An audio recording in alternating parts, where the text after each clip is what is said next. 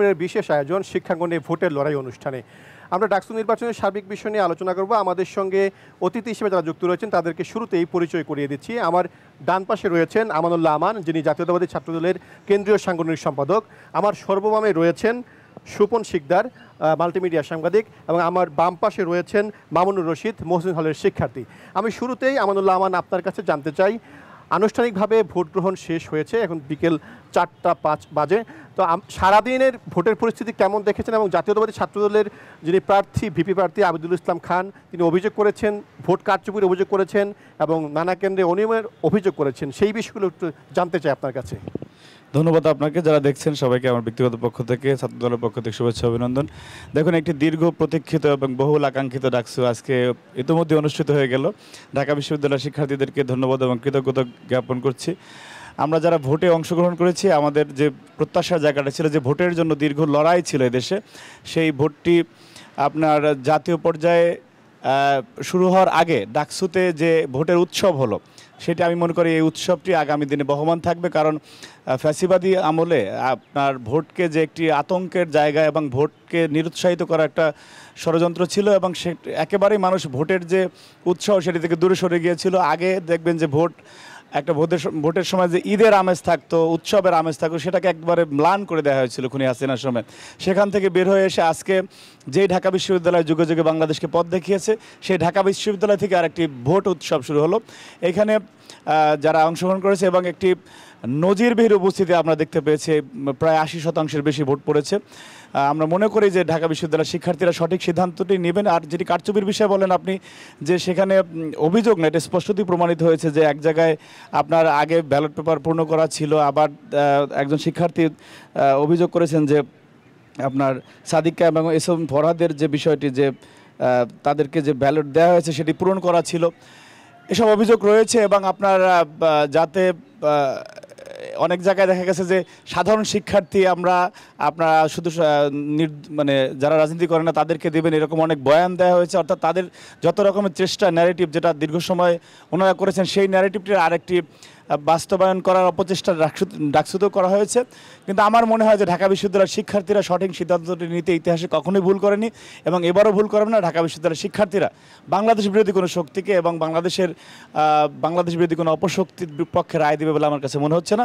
এবং দিন শেষে বাংলাদেশ জয়ী হবে, ডাকসু জয়ী হবে, ঢাকা বিশ্ববিদ্যালয়ের শিক্ষার্থীরা জয়ী হবে ইনশাল্লাহ। আমার তাহলে ছোটোখাটো যে অভিযোগগুলো আমরা দেখলাম, এটা কি আসলে ভোটের ফলাফলে কোনো ইমপ্যাক্ট ফেলবে কিনা, বা আপনারা ছাত্রদল আপনাদের প্যানেলের বিজয়ীর ব্যাপারে কতটুকু আশাবাদী? না, দেখুন, যেভাবে অভিযোগগুলো এসেছে সেটির সত্যতা রয়েছে। এখনও আপনি দেখেন যে যারা ভোট দেওয়ার তারা ভোট দিয়ে দিয়েছে। ইলেকশন ইঞ্জিনিয়ারিং বা টেম্পারিংয়ের বিষয় যদি আপনি আনতে চান, সেটির একটি সমূহ সম্ভাবনা এখন রয়েছে। কারণ সারা বাংলাদেশ থেকে জামাত শিবিরের নেতাকর্মীদেরকে ঢাকা বিশ্ববিদ্যালয়ের চারপাশে যে নিয়ে এসেছে সেটা কিন্তু আপনারা সংবাদকর্মীদের মাধ্যমে আমরা অনেক কিছু শুনছি, দেখছি।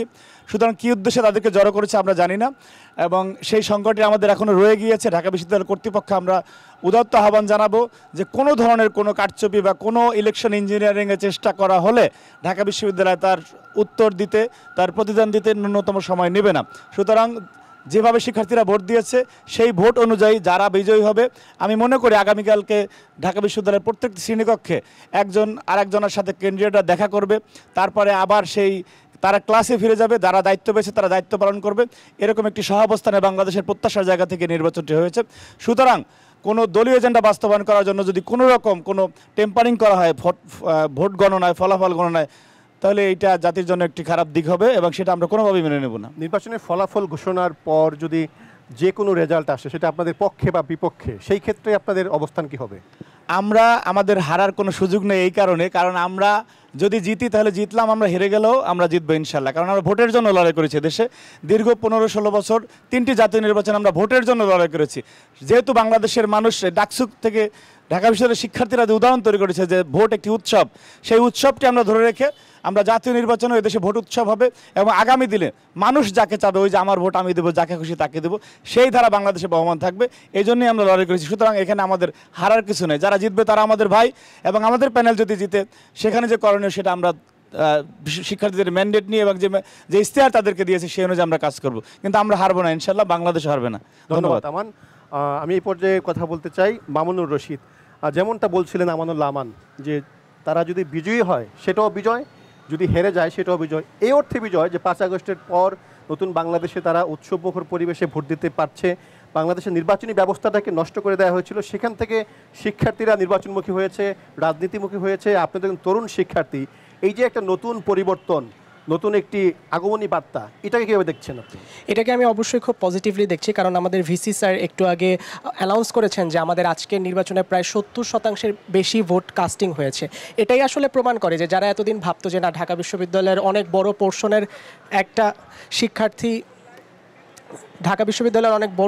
একটা শিক্ষার্থী যে হচ্ছে নির্বাচন নিয়ে। আমি আপনার কাছে একটু পরে শুনবো। প্রিয় দর্শক, ইতিমধ্যেই আমাদের সঙ্গে একজন নতুন অতিথি যুক্ত হয়েছেন, তাকে আমি শুরুতেই পরিচয় করে দিচ্ছি। সময় সিয়াম, যিনি জহুরুল্লাহ কলেজের একজন শিক্ষার্থী।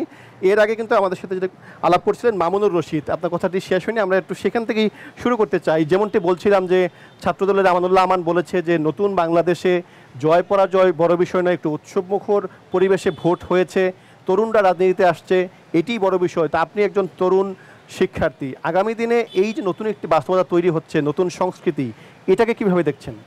না, অবশ্যই এটাকে আমি খুব পজিটিভলি দেখছি। যেমনটা বলছিলাম যে আসলে অনেক দিন পরে বাংলাদেশ একটা উৎসব মুখর ভোট দেখতে পাচ্ছে। যদিও ভোটারের সংখ্যা আমাদের জনসংখ্যার তুলনায় খুবই কম, কিন্তু তারপরেও আমরা দেখতে পাচ্ছি যে একটা অংশগ্রহণমূলক নির্বাচন কিন্তু হয়েছে। এবং আমাদের এত বড় একটা বিশ্ববিদ্যালয়, 40,000-এর উপর শিক্ষার্থী ভোটার, আমরা আসলে বাইরে থেকে অনেকে অনেক প্রেডিকশন দিচ্ছি, কিন্তু সবচেয়ে বড় কথা আমি এখন যেটা বলতে চাই যে লাস্ট ভোট কাস্ট না হওয়া পর্যন্ত আসলে বলা যাবে না শেষ বিজয়ের হাসি কে হাসবে। তো এই যে একটা টান টান উত্তেজনা, উৎসব মুখর পরিবেশ, লেভেল প্লেইং ফিল্ড, সবচেয়ে বড় কথা, এটা আমাদের দেশের জন্য অনেক গুরুত্বপূর্ণ। কারণ আমরা আসলে একটা দিনের ভোটের গণতান্ত্রিক অধিকারই চাই দেশের জনগণ হিসেবে, যেটা আমাদের কাছে হয়তো বহু বছর ছিল না। আমাদের সবগুলো সেক্টরে গণতান্ত্রিক অধিকার হয়তো সেভাবে নেই, একটি দিন আমরা পাই নিজেদের সিদ্ধান্ত জানানোর, নিজেদের নেতা নির্বাচন করার। আমি আশা করব এই ডাকসু ইলেকশনটাকে একটা রোল মডেল ধরে আগামীর বাংলাদেশে যেন আরও বেশি উৎসব মুখর অংশগ্রহণমূলক নির্বাচন হয়। ধন্যবাদ মামুন। আমি একটু সুপন শিকদার আপনার কাছে শুনতে চাই। আপনি তো সারাদিন আজকে বেশ কয়েকটি কেন্দ্র ঘুরে দেখেছেন, নির্বাচনের পরিবেশটা কেমন ছিল, যারা শিক্ষার্থীরা ভোট দিয়েছে তাদের উচ্ছ্বাসটা কেমন দেখেছেন? সকাল থেকে আসলে যে কাঙ্ক্ষিত যে সময়, সেই সকাল 8টায় আসলে নির্বাচনটি শুরু হয়েছে। এবং নির্বাচন আসলে প্রথম দিকে আমরা যেমনটি দেখেছি যে সার্বিকভাবে খুব সুষ্ঠু পরিবেশে আসলে নির্বাচনে ভোট গ্রহণ চলেছে। তবে মূলত 10টা পার হতেই আসলে মূলত রোকেয়া হলের যে কেন্দ্র টিএসসি, সেই কেন্দ্রে আসলে মূলত ঝামেলার একটি সূত্রপাত হয়। সেখানে প্রার্থীরা আসলে ভোট কেন্দ্রের ভিতরে ঢোকার চেষ্টা তারা করছিলেন, তখন যারা আসলে এখানকার কর্মকর্তা রয়েছেন তারাও তাদেরকে বাধা প্রদান করে। এটা নিয়ে আসলে এক ধরনের বাকবিতণ্ডার জায়গা তৈরি হয়। সর্বশেষ আসলে যেটি হয়েছে, ওই কেন্দ্রেই ছাত্রদলের পক্ষ থেকে তারা আসলে ভোট কারচুপির একটি অভিযোগ তারা ওই জায়গা থেকে এনেছেন। এবং তারা যেমনটি বলছেন যে তাদের কাছে সুনির্দিষ্ট অভিযোগ রয়েছে যে ওই কেন্দ্রেই একটি শিক্ষার্থীর সাথে এরকম ঘটেছে যে আগে থেকেই শিবির সমর্থিত প্যানেলের সাদিক কাইম তার জায়গাতে টিক চিহ্ন দেওয়া রয়েছে, এমনটিও তারা অভিযোগ করেছে। সেই অভিযোগের জায়গা থেকে কিন্তু এক ধরনের উত্তাল অবস্থা তৈরি হয় ছাত্র দলের সাথে। বিশেষ করে যে অভিযোগটা এসেছিল, সেই অভিযোগের প্রেক্ষিতে সেখানে যারা দায়িত্বরত শিক্ষক ছিলেন তারা কি বলেছেন? তারা আসলে বারবার এটাকে খতিয়ে দেখার, এবং তাদের আসলে যেহেতু একটা জায়গাতে দায়িত্বে সে রয়েছে, সে আসলে অভিযোগ ছাড়া বা অভিযোগের দলিলিক ছাড়া তো আসলে সে কিছু করবে না। তো সে বেসিক্যালি এটাই বলেছে অভিযোগ দায়ের করতে, এবং এটি নিয়ে তারা খতিয়ে দেখবে। পরবর্তীতে আরেকটু সংযোজন করতে চাই, পরবর্তীতে ছাত্রদল মনোনীত ভিপি ক্যান্ডিডেট আবিদুল ইসলাম খান, তিনি প্রধান নির্বাচন কমিশনারের কাছে তিনি গিয়ে অভিযোগ দায়ের করেছেন। সর্বশেষ বুঝতে পেরেছি। আমি একটি বিষয় জানতে চাই, ইতিমধ্যেই তো আনুষ্ঠানিকভাবে ভোট গ্রহণের সময় শেষ হয়েছে, কোনো প্রার্থী কি নির্বাচন বয়কট করেছে? হ্যাঁ, ইতিমধ্যেই নারী প্রার্থী একজন সম্ভবত তিনি বয়কট করেছেন। তবে বড় যারা হেভিওয়েট রয়েছেন বা যারা বেশ আলোচনায় রয়েছেন, তাদের মধ্যে থেকে প্রার্থিতা বাতিলের সেই আলোচনাটি আসেনি। যিনি নির্বাচন বয়কট করলেন কি কারণে, মানে এটি আসলে সুনির্দিষ্ট ব্যাপারটা আসলে আমি তখন আসলে বিষয়টি জানতে পারিনি, এখনো পর্যন্ত আসলে বিষয়টি স্পষ্ট নয় আমার কাছে। ধন্যবাদ সুপন। একটু কথা বলতে চাই সময় সিয়াম আপনার সঙ্গে। আপনি তো জহুরুল্লাহ কলেজের শিক্ষার্থী, আজকে যে ভোট দিয়েছেন এটি কি আপনার প্রথম ভোট কিনা, এবং পরিবেশটা কেমন ছিল? Thank you. এটা আমার জীবনে প্রথম ভোট ছিল। এটা সম্পর্কে যদি আমার অনুভূতি বলতে চাই তাহলে এভাবে বলবো যে ছোটোবেলা থেকে একটা বিষয় শুনে আসছিলাম যে বাংলাদেশে ভোট দেওয়া যায় না, বাট রিসেন্টলি আমার 18 বছর পূর্ণ হয়েছে এবং আমার জীবনের প্রথম ভোটটা আমি ডাকসুতে দিতে পারলাম। এটা আমার জন্য একটা গৌরবের বিষয়। আর আজকে সারাদিন যে বিষয়টা দেখলাম সেটা ছিল যে আমি বলবো যে ভোট গ্রহণে স্বচ্ছতা ছিল, অংশগ্রহণমূলক ছিল এবং ভোট গ্রহণের সার্বিক পরিস্থিতি এটা উৎসব মুখর ছিল।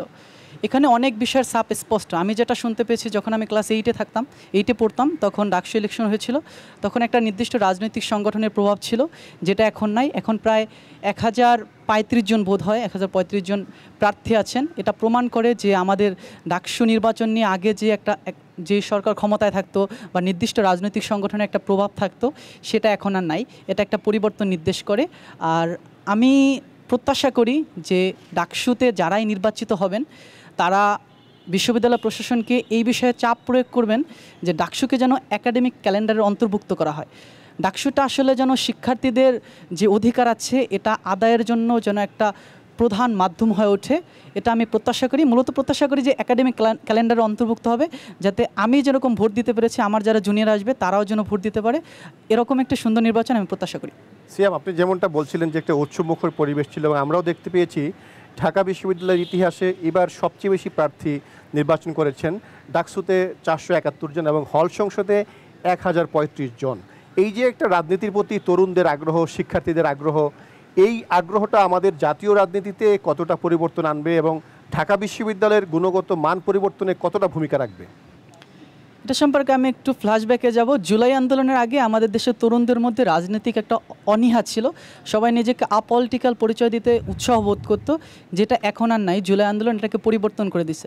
আর ডাকসু ইলেকশনটা হওয়ার পরে আমি একটা যদি ছোট্ট বিষয় বলি, যে আগামী বছর যদি প্রশাসন কোনোভাবে ডাকসু ইলেকশন দিতে গড়িমসি করে, আমি ব্যক্তিগতভাবে যে উৎসবমুখর পরিবেশ দেখেছি, আমার মধ্যে কিন্তু ভয়টা কেটে গেছে, যেটা ছিল। তো আগামী বছর যদি কোনো মতে গড়িমসি করে, আমি কিন্তু সবার আগে যাব, আমার মধ্যে কোনো ভয় থাকবে না। ডাকসু ইলেকশনটা সুন্দরভাবে হয়েছে, তো আমরা আন্দোলন করবো, এই পরিবেশটাও সুন্দর থাকবে।